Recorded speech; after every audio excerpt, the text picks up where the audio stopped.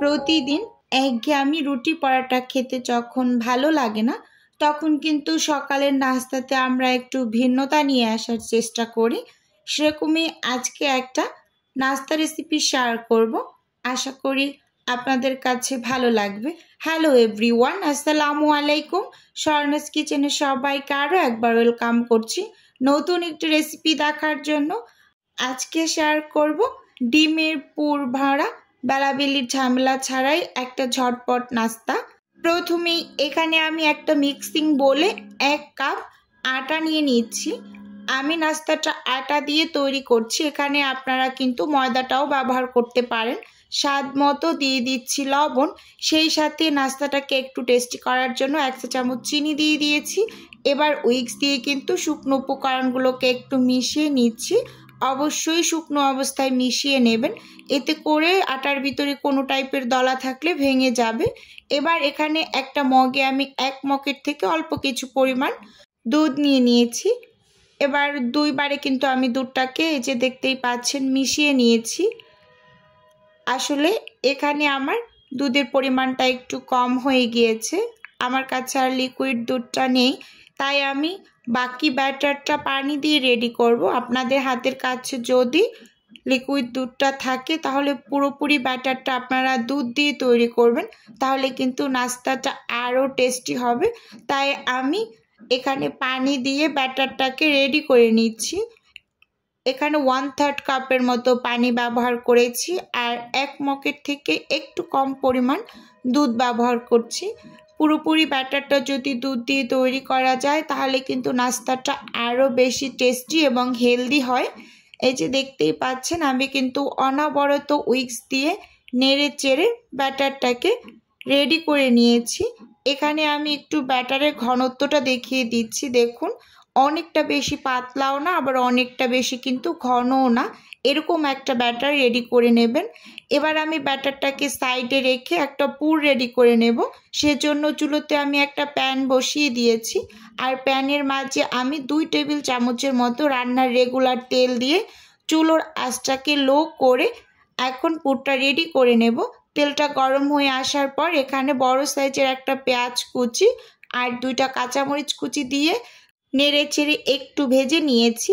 এবার অ্যাড করে দিচ্ছি এখানে স্বাদ মতো লবণ। লবণটা একটু বুঝে শুনে অ্যাড করতে হবে, এখানে আমি চাট মশলা ব্যবহার করব, তাই লবণটা একটু কম করে ব্যবহার করেছি। দেখতেই পাচ্ছেন সব কিছু একসাথে একেবারে নেড়ে চেড়ে ভেজে নিয়েছি। কালারের জন্য সামান্য একটু হলুদের গুঁড়ো দিয়েছি, এটা চাইলে কেউ স্কিপ করতে পারেন যেহেতু পুরটা ভিতরে থাকবে, তারপরও দেখার সৌন্দর্যের জন্য একটু হলুদ ব্যবহার করছি।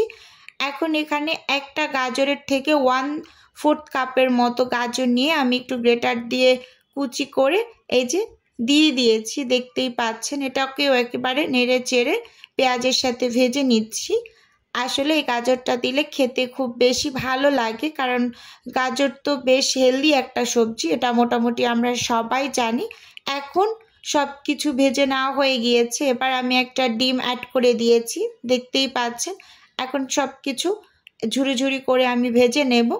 আসলে এই ডিমের ঝুরিটা খেতে কিন্তু খুব বেশি ভালো লাগে। আমি মাঝে মাঝে বাসায় কিন্তু এই ডিমের ঝুরিটা তৈরি করি, যখন কোনো কিছু থাকে না মাছ মাংস, তখন কিন্তু এরকম একটু ডিমের ঝুরি করেও ভাত খেয়ে নেওয়া যায়, বেশ ভালো লাগে। দেখতেই পাচ্ছেন একেবারে নেড়ে চেড়ে মিশিয়ে নিয়েছি। এই পর্যায়ে 1/2 চা চামচ দিয়ে দিয়েছি আমি চাট মশলা, আর দিয়ে দিলাম কুচি করা ধনিয়া পাতা, দিয়ে ভালোভাবে নেড়ে চেড়ে একেবারে মিশিয়ে নিচ্ছি। আর চুলোর আঁচটাকে কিন্তু এই পর্যায়ে আমি কমিয়ে রেখেছি, নিচ থেকে লেগে যাচ্ছে। সব শেষে এখানে আমি 1 চামচের মতো টমেটো সস অ্যাড করে দিয়েছি, এতে করে এই ঝুরিটা একটা বাইন্ডিংস তৈরি হবে, এজন্য। এটাকে নামিয়ে ঠান্ডা করে নিচ্ছি।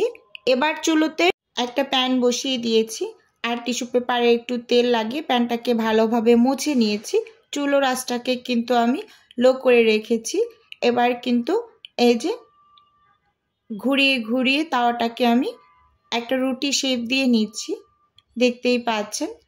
একটু সময় অপেক্ষা করব। এর মাঝেই কিন্তু রুটির উপরটা আস্তে আস্তে ড্রাই হতে শুরু করবে।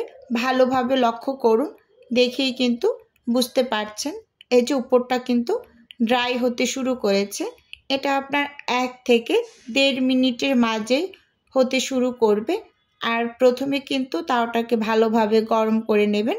এ পর্যায়ে আমি যে পুরটা রেডি করেছিলাম সেটা কিন্তু 2 চামচ পরিমাণে দিয়ে এই যে চামচ দিয়ে একটু ছড়িয়ে দিচ্ছি ঠিক মাঝ বরাবর।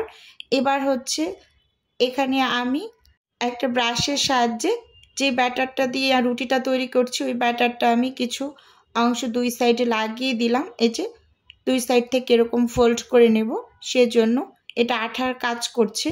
এবার এপাশেও লাগিয়ে ঠিক ফোল্ড করে নেব এভাবে করে। আর মাথার অংশেও কিন্তু আমি এভাবে করে লাগিয়েই ফোল্ড করে নেব, দেখতেই পাচ্ছেন। এভাবে করে কিন্তু আপনারা ঝটপট এই নাস্তাটা তৈরি করে নিতে পারেন, খেতে ভীষণ ভালো লাগে। এবার আমি স্প্যাচুলা দিয়ে উল্টে দিয়ে এখানে আমি 1/2 চামচের মতো একটু তেল দিয়ে দিয়েছি, দেখতেই পাচ্ছেন। এখন এটাকে আমি এই তেলের মাঝে খুব সুন্দর করে উল্টে পাল্টে কালার করে ভেজে নেব।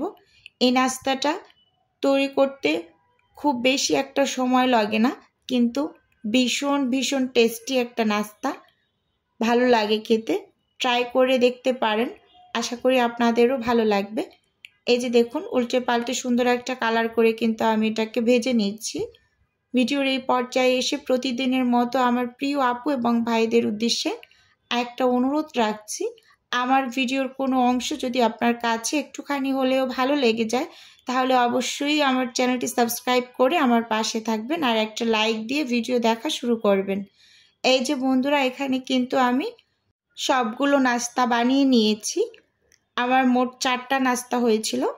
আমি প্রথমটা গরম গরম হাজব্যান্ডকে দিয়ে দিয়েছি। এবারে যে বাকিগুলো আপনাদের সাথে শেয়ার করছি। দেখুন আমার কিন্তু আরও একটু ব্যাটার রয়ে গিয়েছে, কিন্তু ডিমের যে ঝুড়িটা রেডি করেছি সেটা শেষ হয়ে গিয়েছে, তাই এই 4টাই হয়েছে।